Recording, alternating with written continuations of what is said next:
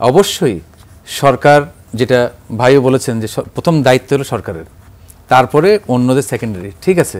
সেইখানে সরকারের দায়িত্ব সরকারের জায়গায় পালন করতে হবে, এবং সেটা যদি পালন করতে ব্যর্থ হয় তাহলে সেই ব্যর্থতার দায়িত্ব সরকারের অবশ্যই তার উপরে আসবে।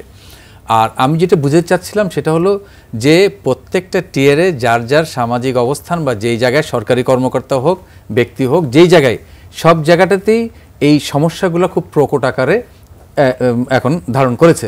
তো সেই জায়গার থেকে ফিরতে হলে একটা মূলত সব স্তর থেকে সরকারের পাশাপাশি একটা সামাজিক আন্দোলনের প্রয়োজন আছে, এবং সামাজিক আন্দোলনের প্রয়োজন আছে, এবং সবাই যদি সেটাতে শরিক হয় তাহলে এই দেশকে বদলানো এবং দেশকে এই ধরনের দুর্নীতি যে সমস্ত অভিযোগ আসছে সব যে আর মিথ্যা তা তো না, অনেক দুর্নীতি হয়েছে।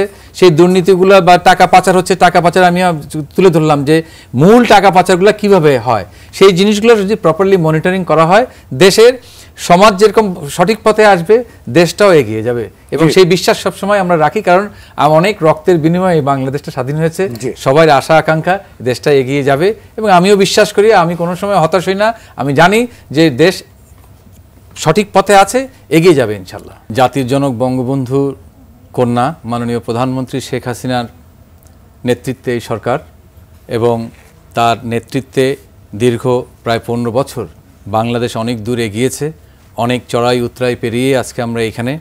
আজকে দুর্নীতি নিয়ে যে কথা হচ্ছে, অবশ্যই সরকারের তো প্রধান দায়িত্ব সেটা। এবং আমি মনে করি যে এই বাংলাদেশে আজকে যে পরিস্থিতি, বিভিন্ন জায়গায় বিভিন্ন শুনছি, অনেকগুলো ঘটনা ঘটছে, সেই ঘটনাগুলা এই দুর্নীতিকে প্রতিরোধ করা এবং আইনের শাসন প্রতিষ্ঠা করার জন্য এগিয়ে যেতে মাননীয় প্রধানমন্ত্রী সোচ্চার আছে বলেই আমি বিশ্বাস করি, শতভাগ তার উপর আস্থা আছে। এবং আমি আশা করি এই আজকে যে সমস্যা, সেই সমস্যার সমাধান নিশ্চয়ই তার কাছ থেকে আসবে।